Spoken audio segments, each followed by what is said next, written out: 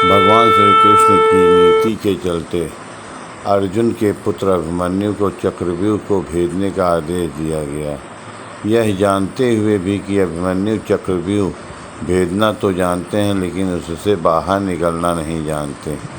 दरअसल अभिमन्यु जब सुभद्रा के गर्भ में थे तभी चक्रव्यूह भेदना सीख गए थे, लेकिन बाद में उन्होंने चक्रव्यूह से बाहर निकलने की शिक्षा कभी नहीं ली। अभिमन्यु कृष्ण के भांजे थे। श्री कृष्ण ने अपने भांजे को दांव पर लगा दिया। अभिमन्यु के चक्रव्यूह में जाने के बाद उन्हें चारों ओर से घेर लिया गया। घेर कर उनकी जयद्रथ सहित 7 योद्धाओं द्वारा निर्मम तरीके से हत्या कर दी गई, जो कि नियमों के विरुद्ध था। कहते हैं कि श्री कृष्ण यही चाहते थे कि जब नियम एक बार एक पक्ष तोड़ देता है तो दूसरे पक्ष को इसे तोड़ने का मौका मिल जाता है। चक्रव्यूह क्या होता है? युद्ध को लड़ने के लिए पक्ष या विपक्ष अपने हिसाब से व्यूह की रचना करता था। व्यूह रचना का अर्थ है कि किस तरह से सैनिकों को सामने खड़ा किया जाए। आसमान से देखने पर यह व्यूह रचना दिखाई देती। जैसे क्रोच व्यूह है तो आसमान से देखने पर क्रोच पंछी की तरह सैनिक खड़े हुए दिखाई देते हैं।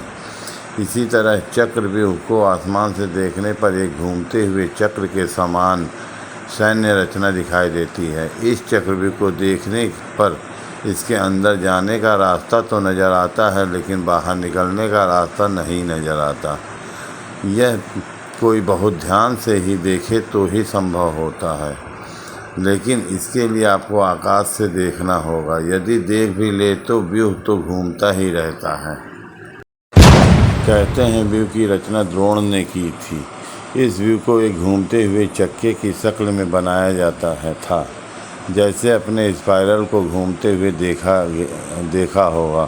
कोई भी नया योद्धा इस व्यूह के खुले हुए हिस्से में घुसकर वार करता है या किसी एक सैनिक को मारकर अंदर घुस जाता है तो वह समय क्षण भर का होता है, क्योंकि मारे गए सैनिक की जगह तुरंत ही दूसरा सैनिक ले लेता है।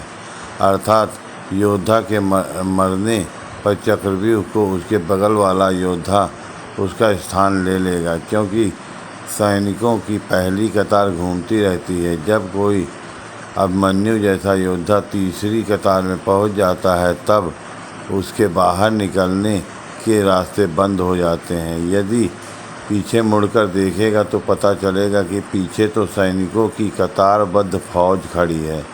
व्यूह में घुस जाने के बाद अब योद्धा चौथे स्तर के बलिष्ठ योद्धाओं के सामने खुद को खड़ा पाता है।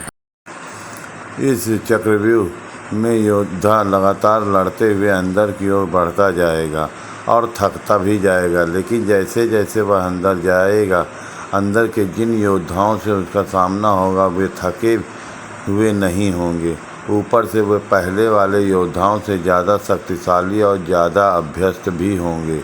शारीरिक और मानसिक रूप से थके हुए योद्धा के लिए एक बार अंदर फंस जाने पर जीतना या बाहर निकलना कठिन हो जाता है। अभिमन्यु के साथ भी यही हुआ था।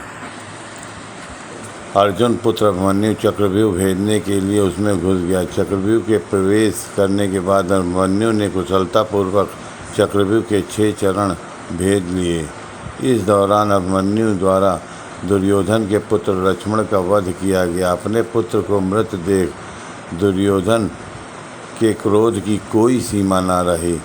तब कौरवों ने सारे युद्ध के नियम ताक पर रख दिए और अभिमन्यु का सभी लोगों ने सामूहिक रूप से निर्मम हत्या कर दी। 6 चरण पार करने के बाद अभिमन्यु जैसे ही 7वें और आखिरी चरण में पहुँचे तो उसे दुर्योधन, जयद्रथ और 7 महारथियों ने घेर लिया। अभिमन्यु फिर भी साहसपूर्वक उनसे लड़ता रहा। 7 ने मिलकर अभिमन्यु के रथ के घोड़े को मार दिया।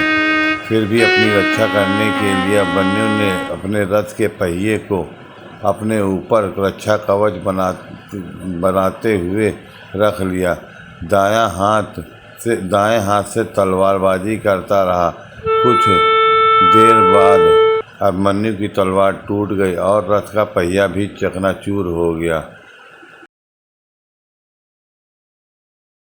दोस्तों, आपको हमारी यह जानकारी कैसी लगी? अगर हमारी यह जानकारी आपको अच्छी लगी हो तो हमारे इस चैनल को लाइक और सब्सक्राइब करके बेल आइकन को क्लिक कर दें ताकि हमारे अगले वीडियो के नोटिफिकेशन सीधे आप तक पहुंच सकें।